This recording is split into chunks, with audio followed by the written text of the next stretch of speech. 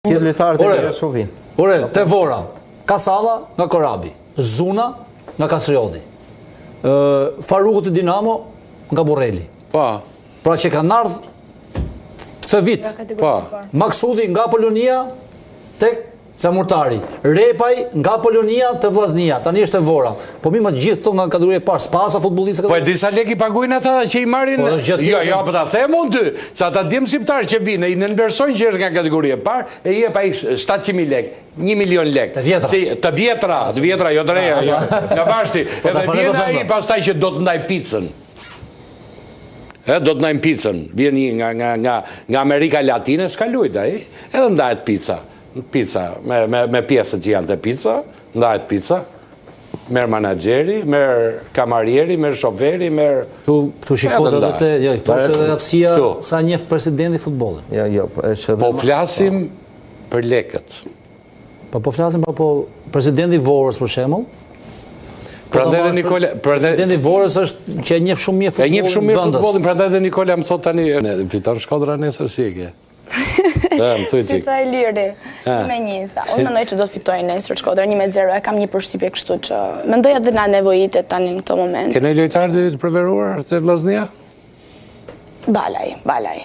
Ajo është kryeqendra, familja ime gjithë ndjekën Vllaznin vetëm për shkak të tij, kështu që... Mos më thoj që Shkodër vishesh edhe me uniform kur shkon, shikosh Vllaznin, me bluzën e Vllaznisë. Po atje është respekti i ekipit, patjetër që po. Mirë, se po flisnim edhe për Ignatje, po lidhemi me Alban Shingjergjin, i cili është moderator në ndeshjet e Elbasani, do të këndonte sot më shumë Albani, por nuk i ndodhi kjo sepse 2 penalti, 2 11 sha dhe në fund e ekuilibër në ndeshje që mund fitoj Alban. Përshëndetje. Mirëmbrëma Altin, mirëmbrëma Nikol, mirëmbrëma dhe të ftuarve. Ashtu si që the dhe ti Altin, në fakt Elbasani të thojnë e meriton të plotësisht fitoren në këtë mbrëmje. Unë kam patur fatin të ndjek nga afër këtë përballje, kam qenë në stadiumin e Ignatjas dhe realisht fillimi u duk pak sa e vështirë për Elbasanin, por vazhdimi i lojës tregoi më pas që ishte krejtësisht e kundërta. Elbasani filloi të dominonte totalisht takimin dhe për të folur për pjesën e episodeve të penaltive, që realisht ka patur mjaft kontestime dhe çuditërisht është hera e dytë që ndodh pikërisht sërish po në Rogozhin, sepse edhe para 4 muajsh kur kemi patur përballjen në fazën e parë ndaj Ignatjas, sërish një tjetër penalti e cila ka krijuar goxha reagime. Alban, këto ne i pam edhe vari do i tregoj, edhe studio do të diskutojnë, ato që ne nuk pam në Rogozhin. Ju ishit atje, e ndoqit ndeshjen dhe natyrisht syri ju e ka parë diçka më tepër. Sigurisht. Ajo që më mërziti në këtë mbrëmje, Altin, realisht është sepse një pjesë e mirë e tifozëve verde blu mbetën jashtë stadiumit.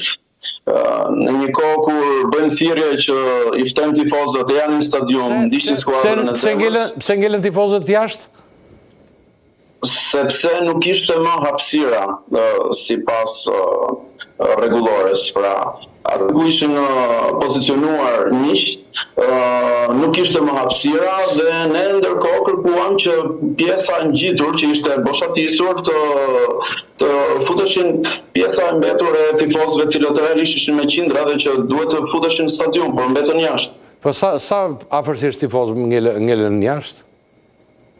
Afërsisht flitet 300 deri në 400 tifozë, që nuk janë pak. Kjo është e tmerrshme në fakt që në stadiumet tona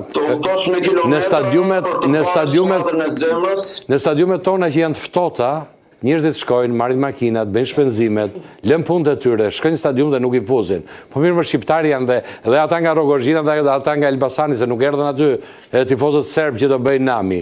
Janë shqiptarë dhe kjo është e papranueshme. Fakt Federata Shqiptare e Futbollit duhet që tjetë regulatori në gjithë këtë situatë dhe diçka duhet bërë që këta njerëz mos ngelen jashtë stadiumit. Se ne çfarë po bëjmë që t'i fuzim në stadium, t'i afrojmë në stadium?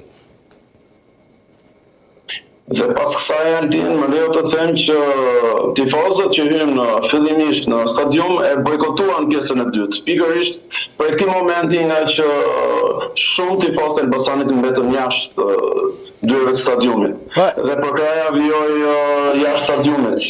Okej, Alban, se kam... Ky është një moment i trisht. Okej, në rregull. Që të kalojmë dhe të... Po flisnim edhe, do ketë ndërhyrje në merkato, ka akoma kohë? Në fakt Elbasani ka filluar dhe ka bërë dy ndërhyrje të para. Ashtu siç kemi diskutuar edhe bashkë më herët, që Elbasani kishte nevojë për një mesfushor dhe një sulmues. Nuk kemi arritur të bëjmë konkludimet me futbollistët që kemi thënë më herët, si Sadiku apo dhe ish mesfushori kombëtarës Abrashi.